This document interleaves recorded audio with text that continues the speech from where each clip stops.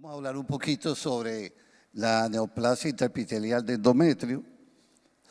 Todos sabemos que el tejido endometrial es un tejido que es activo, donde va a cambiar varias veces durante el ciclo menstrual, está estimulado tiene unos receptores hormonales ováricos, que cuando nosotros no tenemos o tenemos un estímulo estrogénico sin oposición, pues nos va a producir algunos cambios morfológicos dentro de estas estructuras que pueden ser desde cambios benignos hasta cambios premalignos. Dentro de estos pues, factores de riesgo, principalmente la obesidad, la edad avanzada, la terapia con tamoxifeno y muchos más que tenemos. Ahora, ¿cuál es la importancia clínica de nosotros diagnosticar la hiperplasia de endometrio? La importancia clínica es que tiene un alto riesgo de nosotros encontrar un carcinoma endometrioide o por lo menos una neoplasia intraepitelial de endometrio con cáncer concomitante. Por lo tanto, nosotros, para poderle tratar a la paciente, tenemos que hacer un diagnóstico lo más preciso posible. Lo más preciso posible para no sobretratar a la paciente, causándole entonces morbilidades, o que no le hagamos un tratamiento suficiente y por lo tanto la paciente va a tener un peor pronóstico a continuación. Entonces, un poco de incidencia, la hiperplasia de endometrio incrementa, claro, con la edad. Es muy raro verla en pacientes menores de 30 años por la etiología de la enfermedad, los factores de riesgo. Un estimado de 133 por 100.000 mujeres al año, y hay una incidencia mayor en la edad entre los 50 y 54 años, con un promedio de 53 años para la neoplasia intraepitelial. En cuanto al adenocarcinoma, pues más o menos se calcula 320.000 casos nuevos diagnosticados anualmente. En el mundo occidental ocupa el tercer lugar, correspondiente del 6 al 9% de todas las neoplasias malignas de las mujeres, con una mortalidad de 2.1 por 100.000 mujeres al año. En Latinoamérica, la incidencia es del 3.5%, con una mortalidad de un 2%, y en República Dominicana tenemos más o menos un 3% de cáncer de endometrio. En el año 2021, en el Instituto Oncológico Roberto Peter, nosotros tuvimos 54 casos de cáncer de endometrio para un 3%. ¿Cuál es la ventaja de nosotros de este tipo de cáncer con respecto a todas las otras neoplasias ginecológicas? Que las diagnosticamos temprano, y las diagnosticamos temprano porque hacen sintomatología. O sea, la paciente hace un sangrado uterino normal, hace un sangrado posmenopáusico y acude al ginecólogo y le tomamos su biopsia y le hacemos el diagnóstico. Y por lo tanto, podemos tratarla en estos estadios tempranos.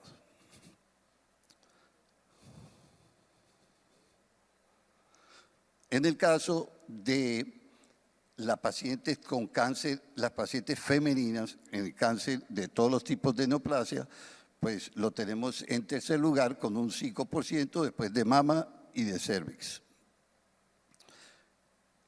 Según la Organización Mundial de la Salud, en el año 2020 hubo aproximadamente 417.000 para un 4.5% de cáncer de endometrio.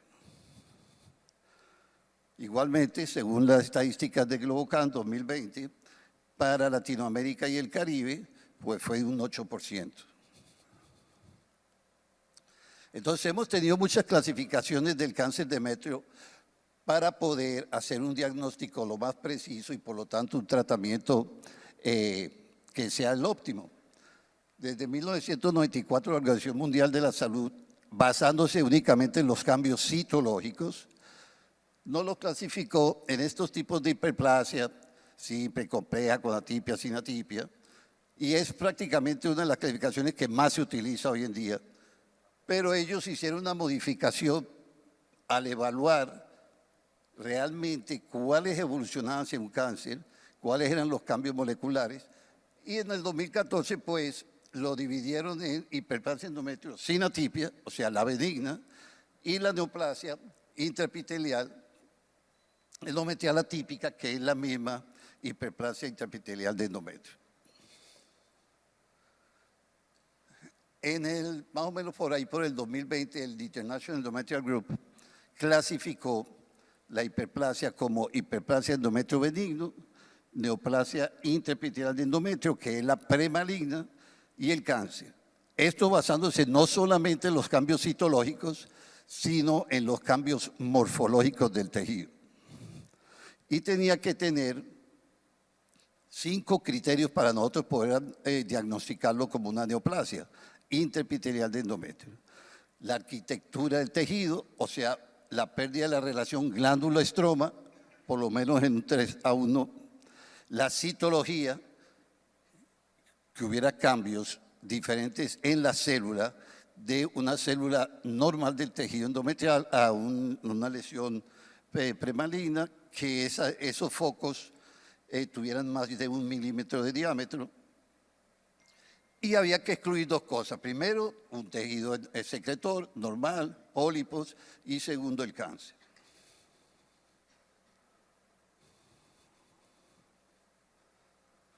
Entonces, tenemos que tener presente que el 70-80% del cáncer de endometrio es tipo endometroide. En el caso de la hiperplasia o atípica, que es la misma neoplasia intraepitelial endometrial, esa lesión precursora va a tener muchas de las mutaciones típicas del carcinoma endometroide, o sea, mutaciones del PT, del KRAS, que nos van a servir después también como factores predictivos. Un 60% de los casos que presentan cáncer de endometrio coexistente o tienen riesgo altamente de desarrollar cáncer de endometrio. O sea, es un % alto de las pacientes que nosotros tenemos diagnosticadas con neoplasia intraepitelial de endometrio, y cuando le hacemos la cirugía, la histerectomía, tiene un carcinoma endometroide. Y aproximadamente el 40% de las pacientes que reciben el diagnóstico de neoplasia intraepitelial de endometrio presentan un diagnóstico de carcinoma. Entonces, ¿qué nos puede hacer nosotros sospechar que nosotros podemos tener una lesión benigna o premaligna, pero que sea una neoplasia no más, no un cáncer, o que tengamos un cáncer concomitante? O sea, nosotros, para no tener que llevarnos la sorpresa, pues debemos tratar de sospechar, bueno, esta paciente me reportó una neoplasia intraepitelial de endometrio, pero para mí probablemente tiene un cáncer concomitante. Y entonces factores predictores, pues vamos a tener la edad avanzada y el grosor del endometrio. Y aparte de eso, las mutaciones genéticas, porque la neoplasia intraepitelial de endometrio puede tener de las mutaciones genéticas que tiene el cáncer endometrioide. Por ejemplo, en este estudio de 169 pacientes, con neoplasia intraepitelial de endometrio, después de la histerectomía, el 51.5% tuvieron la neoplasia y el 48.5% tuvieron el cáncer de endometrio. Y el grosor de endometrio pues, era mucho mayor en la paciente que tenía el cáncer concomitante que en la que no tenía cáncer. Entonces tenemos que tener muy en cuenta el grosor del endometrio. Una paciente que ustedes vean con un grosor de endometrio de 2 centímetros está asociado 4 veces mayor a la posibilidad de que esa paciente con neoplasia intraepitelial endometrial tenga un cáncer concomitante también. ¿Y cómo vamos a hacer el diagnóstico? Como todos lo hacemos. Podemos hacerlo por dilatación y curetaje, podemos hacerlo por succión, podemos hacerlo por histeroscopía, que la biopsia iría por histeroscopía, que es el gold standard. Ojalá todos tengan un histeroscopio en el consultorio para hacerlo. Ahora, si nosotros tenemos una paciente con cáncer, la dilatación y el curetaje no tiene diferencia significativa con hacerlo con dispositivos de succión. Es lo mismo. Pero si tenemos una neoplasia intraepitelial de endometrio con cáncer concomitante, entonces sí, indudablemente una evaluación bajo anestesia con dilatación y curetaje va a tener mejor significancia que hacerlo por succión. Ahora, Cuando nosotros diagnosticamos ya una paciente que le hicimos su biopsia y tenía una placa intersticial de endometrio y nos salió con un carcinoma de endometrio, generalmente, la mayoría de las veces, es uno endometrioide, bien diferenciado, de bajo riesgo, que realmente nosotros no tenemos que someterla a una estadificación quirúrgica adicional. Ahora, si la paciente, que nada más es de un 5 a 7%, nos sale con datos de alto riesgo, entonces sí tenemos que volver a realizarle una cirugía para hacerle una estadificación, para hacerle la linfadenectomía y para hacerle la oophorectomía bilateral.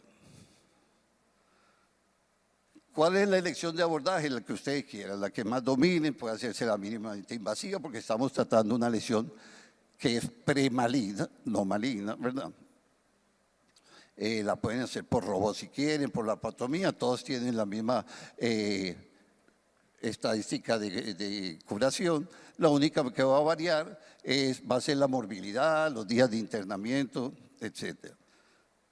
Vamos a hacerle o no la oophorectomía dependiendo de la edad de la paciente, dependiendo de las condiciones de los ovarios, puede realizársele. Vamos a hacer linfadenectomía. Bueno, la linfadenectomía podría llevarnos a un sobretratamiento y por lo tanto mayor riesgo quirúrgico. Si nosotros tenemos una paciente con un grado, un endometrioide, ¿verdad? Grado 1, grado 2, con un tumor de menos de 2 centímetros, 50% menor de invasión miometrial, entonces vamos a tener menos de un 5% de posibilidad de que haya una invasión a una metástasis al ganglio linfático. Por lo tanto, realmente debemos evitar la linfectomía. Otros estudios nos dicen que con estos factores de riesgo, nosotros tenemos menos de un 1% de posibilidad de metástasis a los ganglios. El lavado peritoneal sí es muy importante para poder hacerle la citología al líquido peritoneal y ver si en caso de que no salga un cáncer concomitante, pues poder estadiar la paciente. Congelación, si usted tiene congelación, puede hacerle congelación. Ha habido mucha incongruencia junto con los patólogos en este tipo de patología de si realmente la necesitamos o no, pero puede realizárselo para uno estar más seguro en el momento que va a ser el tratamiento definitivo. Y el ganglio centinela, si usted no quiere ser tan agresivo y hacer una linfadenectomía con un % tan bajo de posibilidad de que nos vaya a tener una metástasis, pues podría hacerle un ganglio centinela para poder tener también, si de pronto nos sale un carcinoma concomitante, pues tener ese dato. Tenemos que acordar una cosa importante cuando vamos a hacerle manejo a la paciente. O sea, no podemos tener pacientes de 38 años que la operaron por una neoplasia intersticial de endometrio y le hicieron una cirugía completa y le hicieron una oophorectomía, sabiendo lo importante que es tener, aunque sea un año más los ovarios. El 60% las hiperplasias sin atipia, el 60% regresan solitas sin hacerle tratamiento. El 84% desaparece con el tratamiento con progesterona. El 3% es el que evoluciona hacia el cáncer y generalmente nosotros le hacemos tratamiento a la hiperplasia sin atipia para tratar la sintomatología, o sea, el sangrado uterino anormal, o para evitar ese 3%.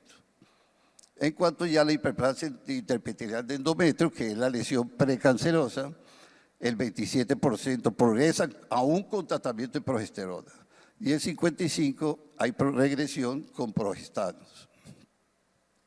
Entonces nosotros tenemos pacientes que no podemos realizarle cirugía, que quieren fertilidad y debemos utilizar entonces manejos conservadores, ¿verdad? Manejos clínicos.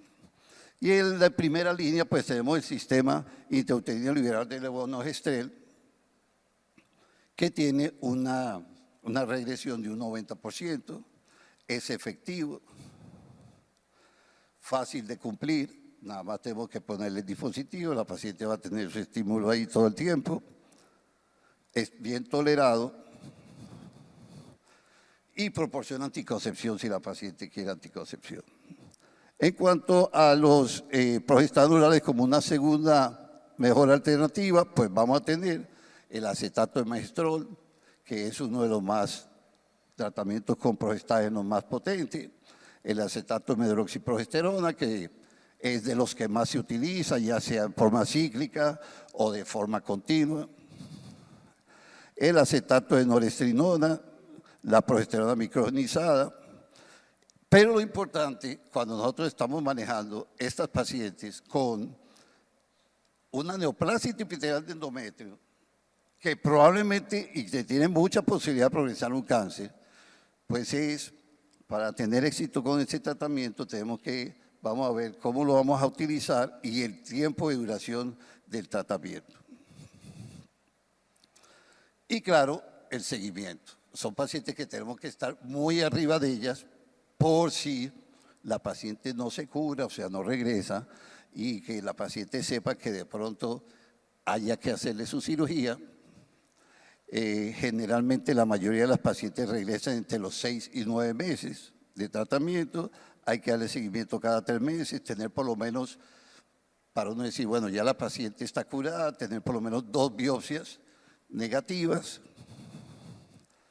Generalmente en los primeros 2 años del tratamiento es que la paciente tiene mayor posibilidad de regresar y claro, tenemos que tratar los factores de riesgo porque si le continúa con los factores de riesgo, pues nos va a hacer la recurrencia.